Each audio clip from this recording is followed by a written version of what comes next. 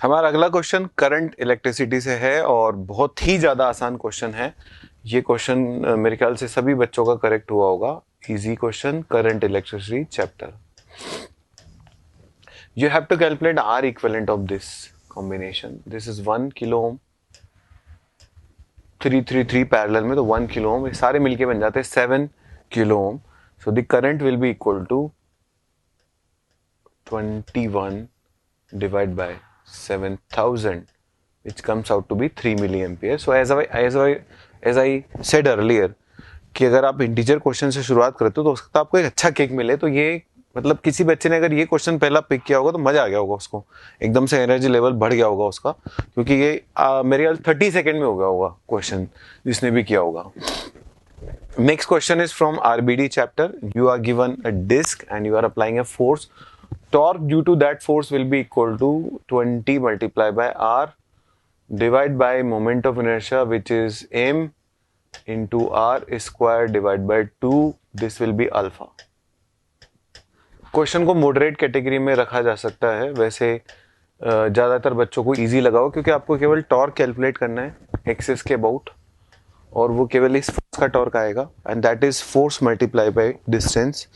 उससे आपको अल्फा निकालना है। एक आर से एक आर कैंसिल हो गया, 2 से 2 कैंसिल हो गया। जब आप सॉल्व करोगे तो अल्फा की वैल्यू हो जाएगी 100, राइट। तो अगर आपका अल्फा 100 आ गया तो बता सकते हो 50 रेडियन पर सेकेंड होने में कितना टाइम लगेगा। तो 50 रेडियन पर सेकेंड होने में जो टाइम लगेगा that will be 50 divide by alpha which is equal to half second. आधे सेकेंड में ये 50 रेडियन पर सेकेंड अक्वायर कर लेगा। उतनी देर में कितने रिवोल्यूशन होंगे? So if you want to calculate theta it will be equal to 0 into half plus half alpha which is 100 into t square which is 1/4। सॉल्व करोगे तो ये अप्रोक्सीमेटली 12.5 रेडियन आएगा। और अगर आप ये बताना चाहते हो कि कितने रिवोल्यूशन कंप्लीट कर लेगा तो इसको आपको 2 पाई से डिवाइड करना होगा। तो pi is 3.14 and 2 pi is into 2 करेंगे तो इट इज 6.28, और उसको भी अगर 2 से मल्टीप्लाई कर देंगे तो इट इज अप्रोक्सीमेटली 12.56। तो इसको देख के ऐसा लग रहा है दिस इज अप्रोक्सीमेटली 4 पाई। इसका मतलब ये जो टोटल नंबर ऑफ रिवोल्यूशन करेगा कंप्लीट वो करेगा 2। हाँ, अब इसमें मान लो कोई झगड़ा करता है कि ये तो 12.5 से थोड़ा सा ऊपर निकल गया तो कंप्लीट रिवोल्यूशन जो है वो 1 है। तो मुझे ऐसा लगता है कि अप्रोक्सीमेट जो है वो 2 के आसपास है, तो 2 ही आंसर होना चाहिए। इसका करेक्ट आंसर 2 ही होना चाहिए और आपको भी 2 ही देना चाहिए।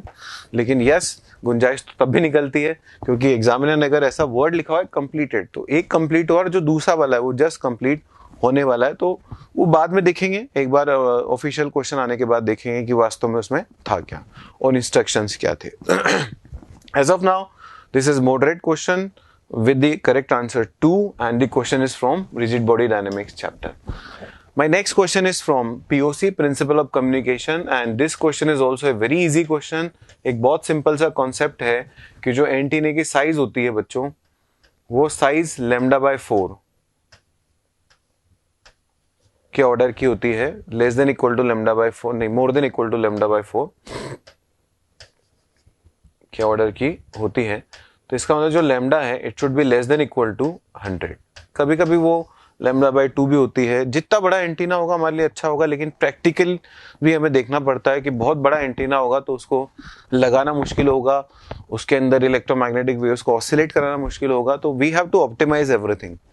तो ये एक जनरल एक थंब रूल चलता है कि जो वेवलेंथ का 1/4 है वो एंटीना की साइज के आसपास रखा जाता है ना, उसकी साइज का एंटीना रखा जाता है, तो उस हिसाब से then the maximum wavelength of the transmission, उस हिसाब से इसका करेक्ट आंसर आता है 1। ओके, ये क्वेश्चन इजी क्वेश्चन ही है, लेकिन ये अलग बात है कि कुछ बच्चों ने हो सकता है पीओसी पढ़ा ना हो, तो ये जिन बच्चों ने पीओसी नहीं पढ़ा होगा फिर उनको दिक्कत आई होगी, है ना। हालांकि वो एनसीईआरटी के सिलेबस में था, बट बीच में कहीं ना कहीं कंफ्यूजन्स थे कि पीओसी आएगा नहीं आएगा उसको लेकर, तो हो सकता है कुछ बच्चों ने नहीं पढ़ा हो, तो जिन्होंने नहीं पढ़ा होगा उनके लिए फिर ये क्वेश्चन बेकार हो गया। You are given a velocity versus distance diagram, sorry velocity versus अच्छा, velocity versus distance, particle undergoing rectangular motion has velocity, very good.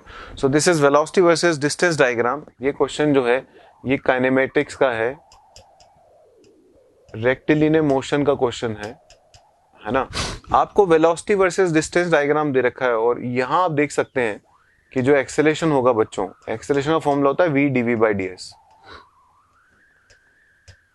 Do you think velocity is linearly increasing?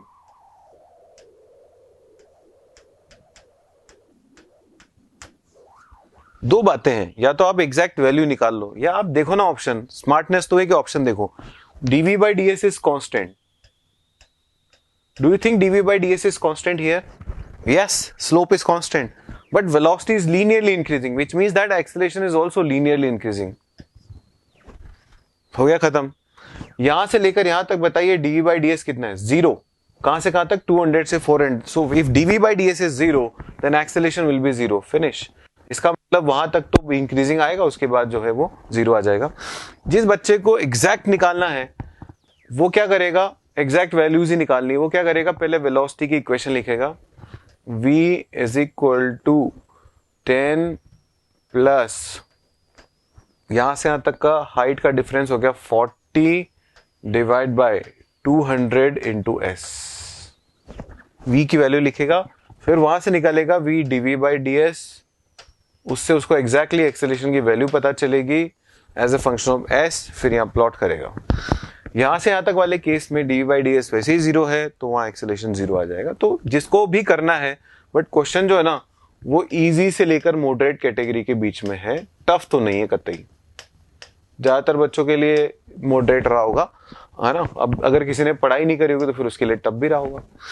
Next question is from EMI chapter electromagnetic induction. You want to know the direction of current. तो देखो बच्चों, इसके अंदर rod जो है, जब आप rod को ऐसे चला रहे हो, मैग्नेटिक फील्ड नीचे की तरफ है, तो ऊपर वाला जो सिरा है वो माइनस बनता है और नीचे वाला जो सिरा है वो प्लस बनता है, और आपका जो लूप है वो कुछ इस तरह से बनता है। So current is going like this. इसका मतलब इस ब्रांच में करंट यूं आएगा और इस ब्रांच में करंट यूं आएगा। हम इधर से अगर देखते हैं तो I1 आपको नजर आएगा क्लॉकवाइज और I2 नजर आएगा anti clockwise. So this is my clockwise current, this is anti clockwise current, right. तो इसका करेक्ट आंसर हो जाएगा 1। ये क्वेश्चन भी इजी कैटेगरी में रखा जाएगा। आपको सिर्फ और सिर्फ बैटरी का टर्मिनल जो है प्रेडिक्ट करना आना चाहिए, और उसको आप प्रेडिक्ट कर सकते हैं या तो डायरेक्ट फॉर्मूला लगा सकते हैं वेक्टर में, v cross b dot l, उससे अपना प्लस माइनस आ जाएगा। l वेक्टर आप ले सकते हैं फाइनल माइनस इनिशियल, प्लस आता है मतलब फाइनल वाले का वोल्टेज बड़ा है, माइनस आता है मतलब फाइनल वाले का छोटा है, और you can directly see the direction of movement of electron. So when magnetic field is inside and rod is moving like this, electrons are going to move in upward direction. So this terminal will be negative and this terminal will be positive, and the correct answer is 1 as you can see here. तो ये था हमारा 15वां question.